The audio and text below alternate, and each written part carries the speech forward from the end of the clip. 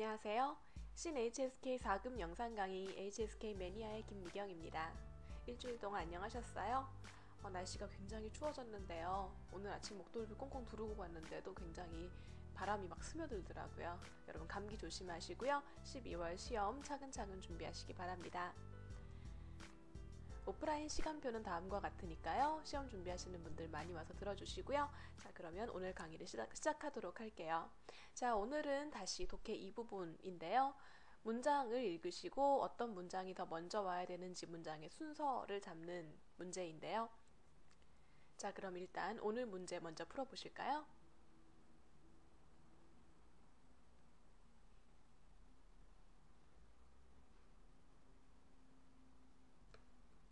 자, 그러면 한 문장 한 문장 보도록 하겠습니다. 자, 일단 단어를 알아야 문장 해석이 되니까요. 단어부터 볼게요. 자, 첫 번째 단어는 尤其是, 尤其是.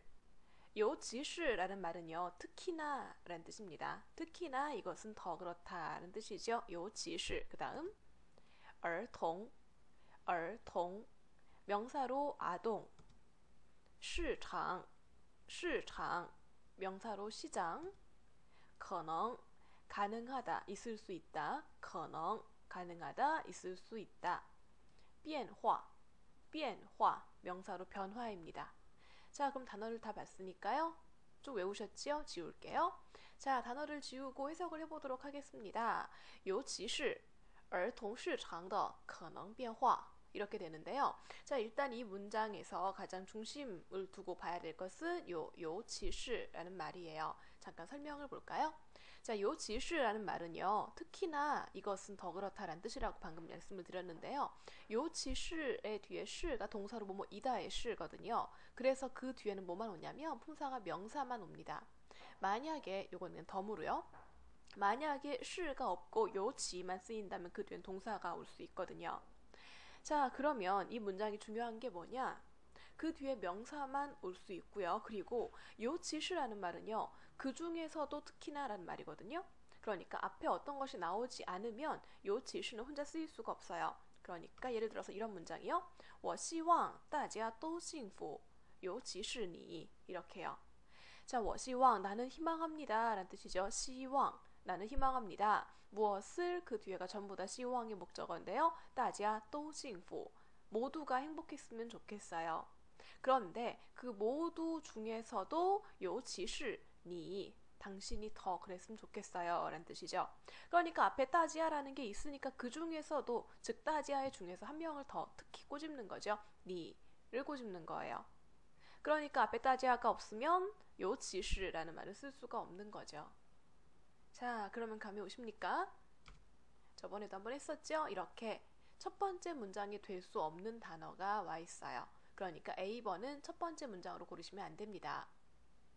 자, 그럼 해석해 볼까요? 尤其是 특히나 儿童市场的可能变化尤其是에 시가 있으므로 그 뒤에는 명사라고 했었죠. 그래서 이건 전체는 명사구가 되는데요. 어떤 명사의 뜻이냐? 儿童市场 아동시장이었었죠. 아동시장의 기억하시죠? 우리 계속 나오는데요. 명사를 꾸밀 때 요 너가 있을 수 있다. 儿童市场的可能变化 可能이라는 건 있을 수 있다, 가능하다라는 뜻이니까 있을 수 있는, 가능한 변화 이렇게 되는 거예요. 그래서 儿童市场的可能까지가 전부 변화를 꾸미는 거거든요. 아동 시장에 있을 수 있는 변화 이렇게 되는 거죠. 이해되셨죠? 특히나 아동 시장에 있을 수 있는 변화. 그 다음 자, 두 번째 문장 단어부터 볼까요? 家 양사라는 거 아시죠? 셀 때 쓰는 단위. 그래서 家는 회사를 셀 수 있습니다. 그리고 公司 회사죠. 명사로 根据 무엇에 근거하여 전치사입니다.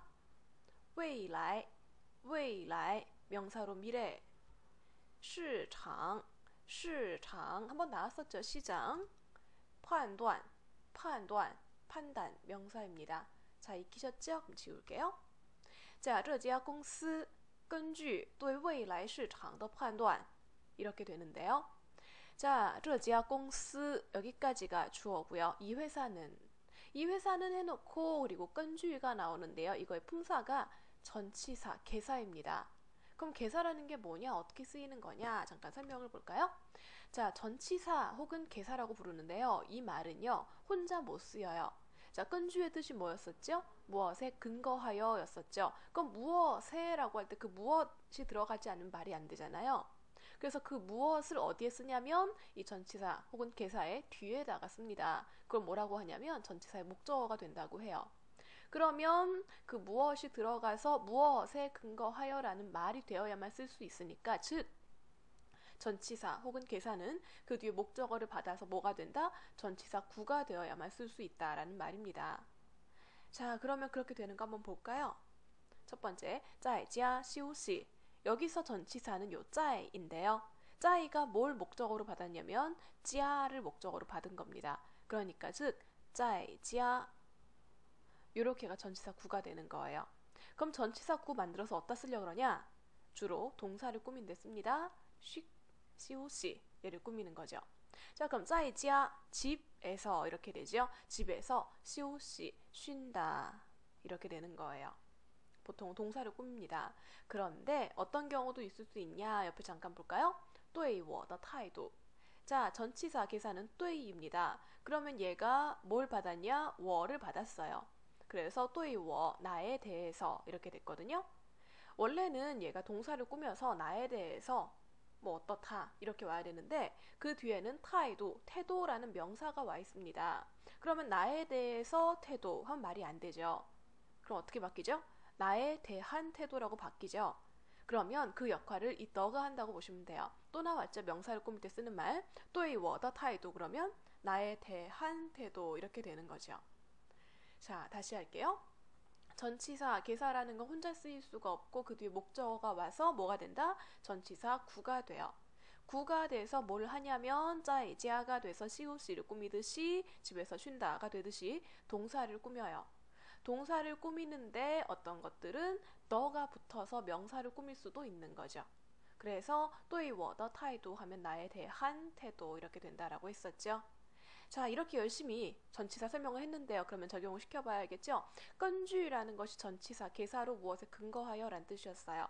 그럼 얘의 목적어는 뭐냐? 지금 이 문장에서는 여기까지 끝까지 다입니다. 그러면 무엇에 근거해서 对未来市场的判断에 근거해서 이렇게 되는 거예요. 자, 그런데 이 건주의 뒤에가 굉장히 길잖아요. 무엇에 근거해서 라고 할 때 무엇이 길잖아요. 그 안에 다시 한번 전치사 구가 들어갑니다. 对가 전치사죠. 무엇에 대해. 그런데 그 뒤에 未来市场까지 받아서 너 붙어서 또 판도안이라는 걸 꾸미는 거죠. 복잡하죠. 자, 다시 할게요. 이제는 여기만 보세요. 건주의 뒤에만 보세요. 이렇게 두 개만. 여기만 보세요. 그러면 对未来市场 이 전치사 구예요. 원래대로라면 미래 시장이잖아요. 미래 시장에 대하여거든요. 그 뒤에 동사가 올 수 있는데 지금은 판단이라는 게 명사로 쓰여서 판단이란 명사가 됐거든요. 그래서 너가 붙어서 미래 시장에 대한 판단 이렇게 된 거예요.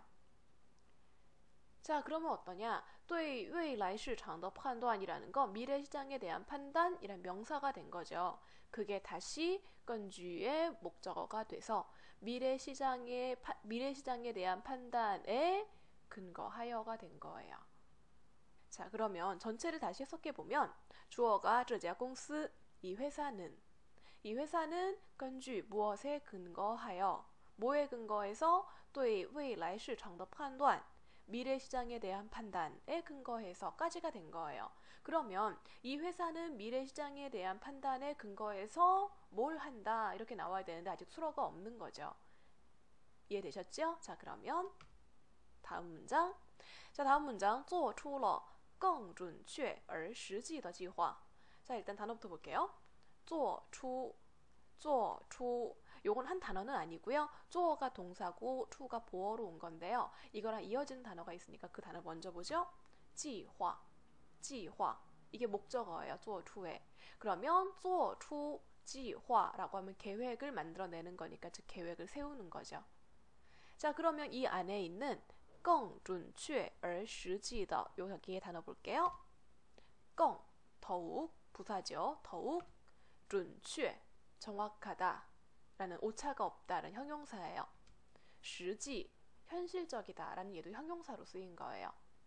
자, 그러면 뭐냐? 做出了计划. 계획을 만들어내다인데 이 안에 있는 껑부터 너까지가 지화를 꾸며주는 거죠. 자, 그럼 단어 지우고.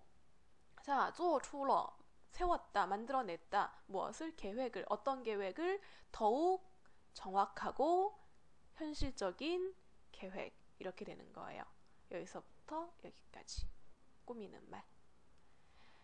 자, 하나만 보고 넘어갈게요. 지금 准确도 정확하다라는 형용사고요. 实际도 현실적이다는 형용사라고 했었죠.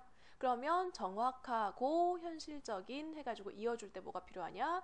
예, er이 들어간 거죠. 자, 그럼 er 잠깐 볼까요? 형용사와 형용사를 이어줄 수 있어요. 예를 들어서 我喜欢漂亮而善良的女人 이렇게 되어 있지요. 나는 좋아한다 어떤 여자를 이렇게 되는 건데 예쁘고 착한 여자 해서 두 가지 형용사를 쓰고 싶은 거죠. 그럴 때 er 넣으면 그리고의 뜻인 거죠. 예쁘고 착한 여자 이렇게 되죠.